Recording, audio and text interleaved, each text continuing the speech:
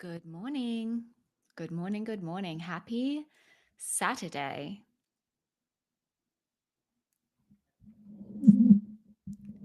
Happy Saturday, everyone. Good morning and happy weekend. We are live for today's Explant Journey Q&A. I've got you live on Instagram. Fun. And I've got you live on Facebook. We are live in the Empowered Explant Facebook group, which is our private community where ladies who are on their explant journey, if you're just curious about getting explant, you've just started your research, maybe you've just heard about breast implant illness, it's a great place to come and join. If you have been on this journey for a little while, maybe you've got your surgery booked, it's a great place to come and talk to other breasties, get your questions answered, get access to some resources, get access to me, ask your questions in the group. And it's also a great place to be if you're on your healing journey, because community and support is just so important on your explant journey. So welcome to the live Q&A wherever you are. We're also live on the Empowered Explant YouTube channel, which is just fun because I hope that this message reaches as many people as it can. So if you are with me live here, say hi in the comments wherever you are, because I would love to know where you're joining from. And it's just nice to not feel like I'm talking to myself the whole time. So if you are here with me, please say hi and let me know where you're joining from. Where in the world are you? I know that I have people in my community, I have breasties all over the world, which is just so incredible. I love that the explant movement, the awareness of breast implant illness is really stretching far and wide around the world. And I love that women globally are recognizing that their breast implants are making them sick. Not that that's a great thing, but taking charge of their health and prioritizing their health and starting to research and looking into explant surgery and then explanting and recognizing the health benefits of that. So it's an exciting time. So let's dive into today's Q&A. I'm really excited for today. We've only got one question to get through, and it's a good one, though. It's a good one. So today's going to be fairly concise compared to the last few weeks where I've had like 3 or 4 questions that I've answered. And please go back and listen to those replays if you haven't. The whole point of these is to be really informative. And, every time before I hit go live, I get a little bit nervous before I go live, if I'm to be completely honest with you all. I can't edit this. So it's just like, hope you say what you want to say because you get one shot. But I get a little bit nervous and then I pray. And I just pray that this message reaches who it needs to reach today. That's all that matters to me. And if that is one person, that's fine. And that's great. That's impact still, right? If it's many women, that's even better because I want this message to get out there, and I want these Q&As to be helpful. But quite often, I'll come here 11 a.m. on a Saturday, and maybe y'all aren't online with me. And if that's the case, then, you know, That's okay. I will sit here and talk to myself because I post the replays everywhere on Facebook, on Instagram, on YouTube. And so my prayer, my wish is that women come and they are able to see these replays, which will last a lifetime online, and they can forever be answering questions for women. They can forever be supporting women on their explant journey, which is why I'm doing this weekly live Q&A series every Saturday at 11 a.m. Central Time. If you are watching the replay, please drop the word replay in the comments so that I know you were here. So I know that this Q&A has impacted somebody. It's reached somebody. So drop the word replay in the comments, say hi, let me know, maybe let me know what you took from this today, if there was something that resonated with you, and please feel free to share these videos if they are impactful for you and if you feel they could help somebody else on this journey. All right, I'm going to dive in now for reals this time. Ooh, I love the weekends too. It's so nice to just be able to come on here, grab a cup of tea, take my time. I like a nice, slow Saturday morning. So, the first question that I'm going to answer today, actually, the only question, unless you join, if you are here live while I'm speaking today, please, if you have any questions, whether it's related to the topic I'm speaking about or whether it's a completely different question about explant surgery, about your explant journey, about healing, about breast implant illness, ask the question. Feel free to drop your question in the comments for me and I will get to it. Like I said, today I've only got one question that's been submitted to me throughout the week that I will answer. But I'm here for it. So please, if you have more questions, bring it on. That's what we're here for. And if I don't get to your question today, then if I don't see it, or if you're watching the replay and you want to drop your question for me for next week, I will answer it next week. So today's question came in from Bianca, which I really appreciate, and she just had her explant surgery, which is super exciting. Yay, congratulations. Welcome to the lighter side, breasty. It's time to heal. And her question is, how long did it take for you to fully recover from explant surgery? I love this question. It's such a good question. And I'm uh, excited to give you a detailed answer because I think it's easy for me to just give, like, oh, it took X many months. But I can't do that because there are different phases of the recovery process after removing your breast implants. And so I'm going to address all of that since we've only got the one question today. I'm going to address what my recovery process looked like and kind of the timeline of that. So I'm going to call these different phases of the recovery process after explant surgery, I'm going to call them the recovery phase, the healing phase, the improvement phase, and the strengthening phase. That's what I'm calling them for now. I'm just like thought about that this morning. So that could change, but they're my phases for now. Um, there's the initial post-surgery healing where there's some downtime and it takes a while to go back to life as normal. And I'd say that took about 8 weeks until I was able to just live life as normal again without being worried about what I was lifting or how I was moving.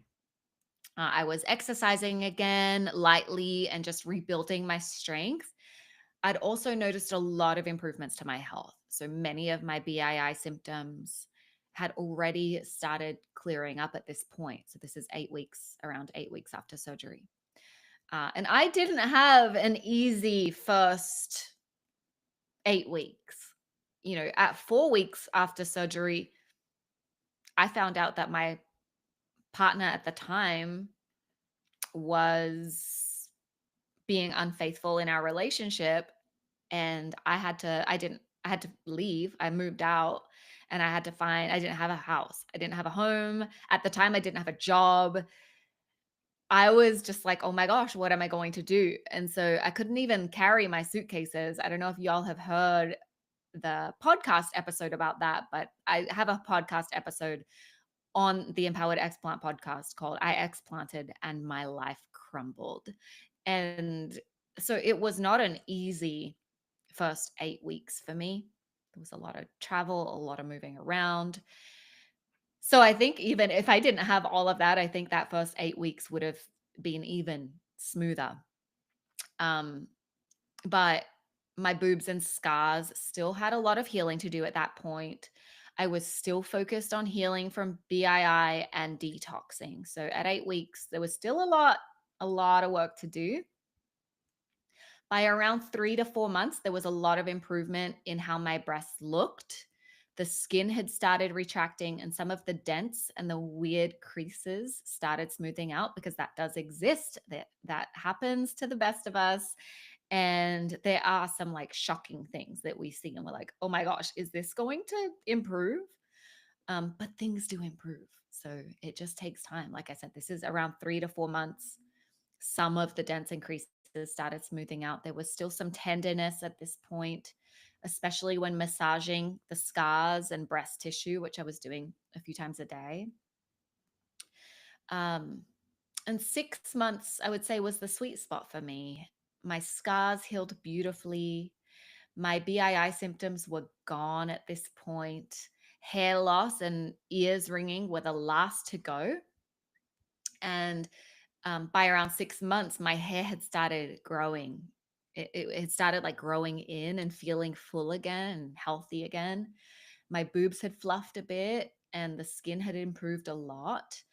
And there was still just a little double fold under my left boob and some skin that was more loose on that side.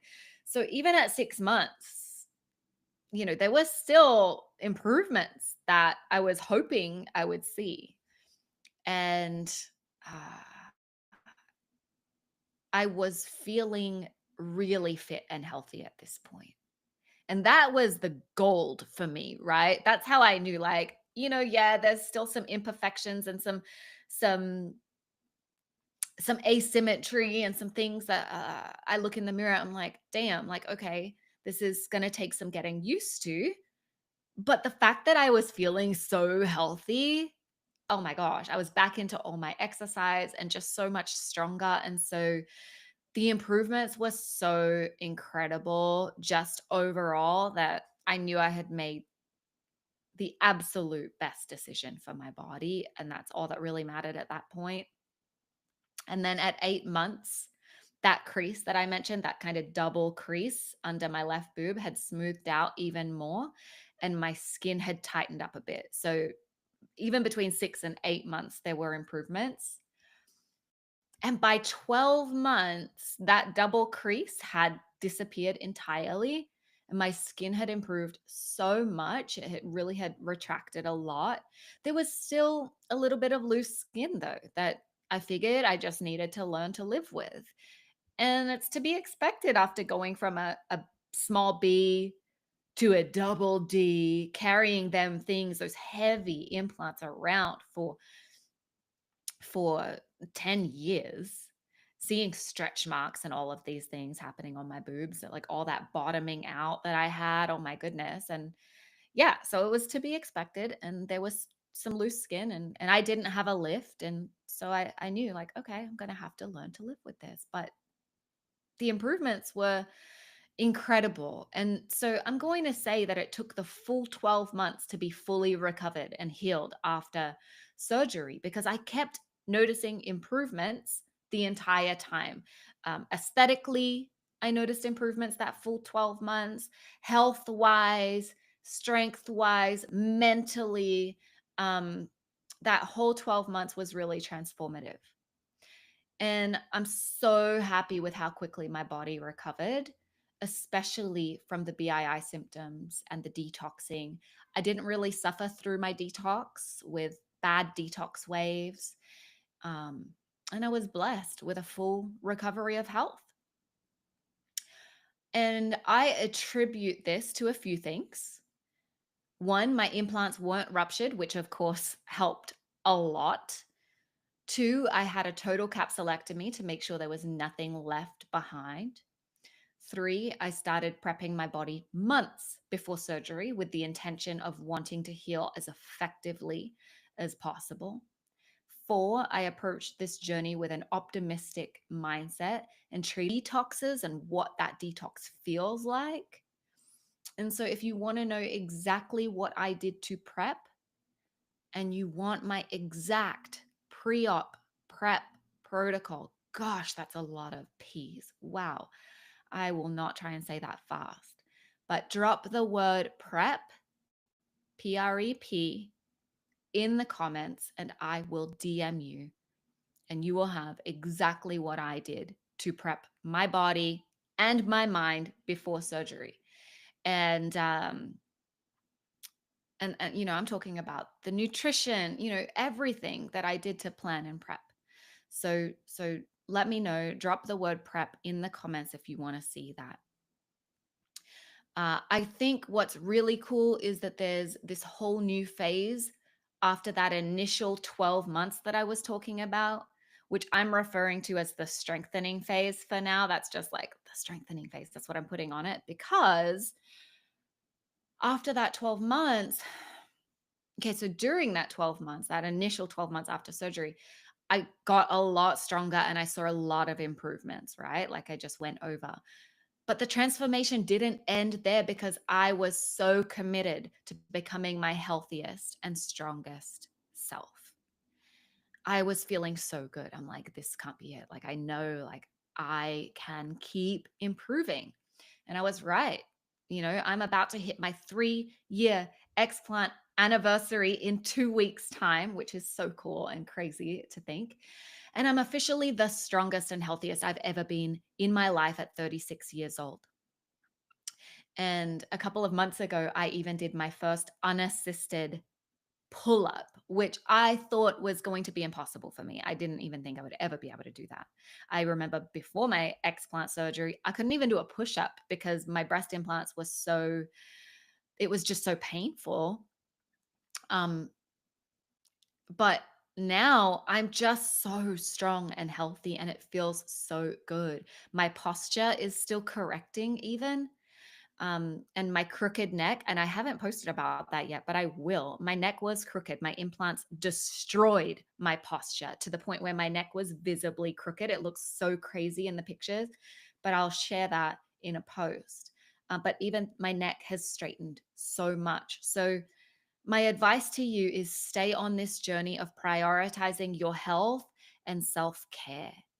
This journey can be so transformative and you can keep seeing improvements not just in your health and your posture and like but also in your breasts. I've still seen improvements in my breasts beyond the 12 months. My skin has still improved and it's because I keep showing up for my breasts.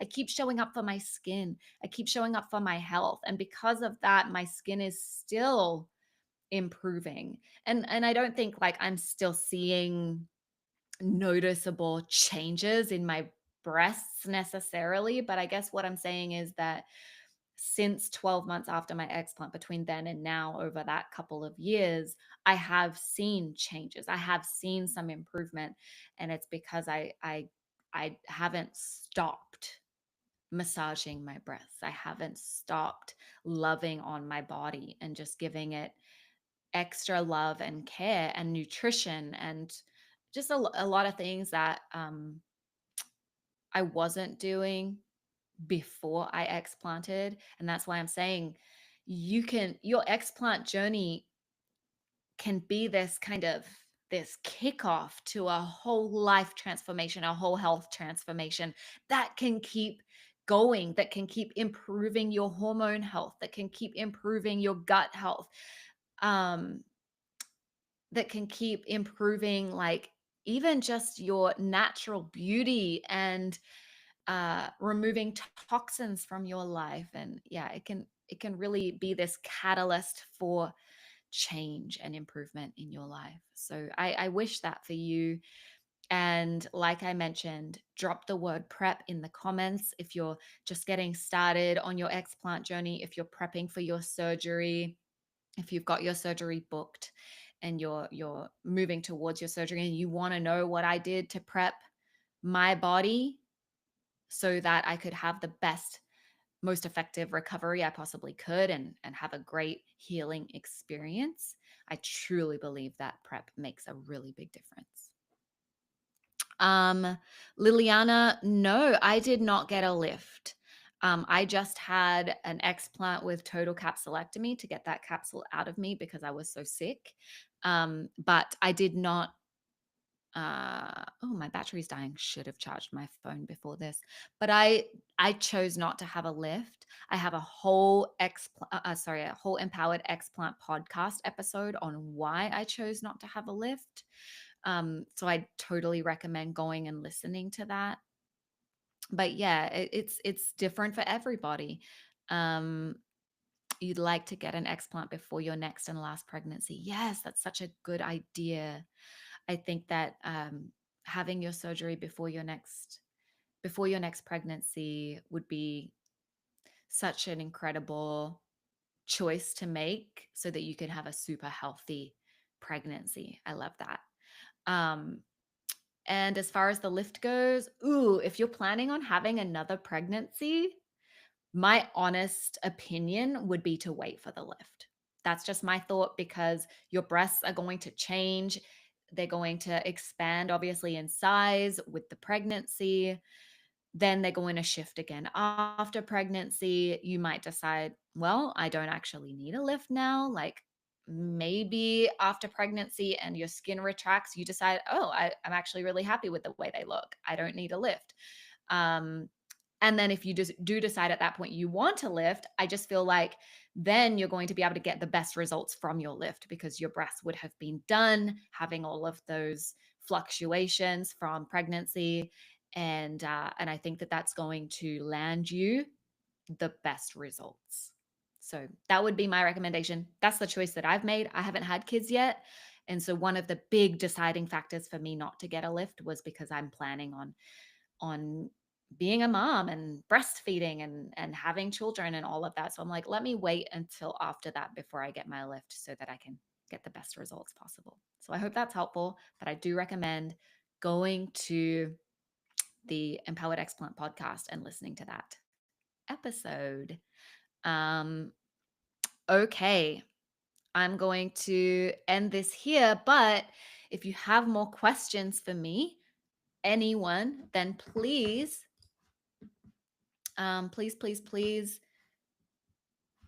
go and drop your questions here in the comments. Um, let me know if you've got questions, and I will get those answered next week. I'll be going live again. This is so fun. 11 a.m. Central Time on Saturday next week. We are coming up to my explant anniversary, my explant 3-year anniversary. And I've got something special planned for that day, which I'm really excited about. So I'll share more about that next week.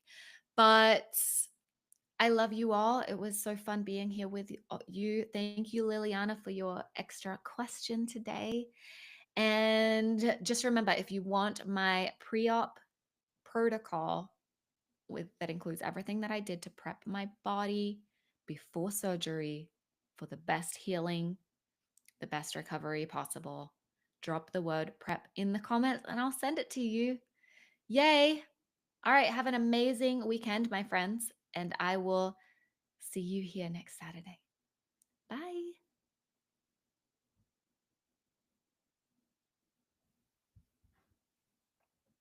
Mm-mm.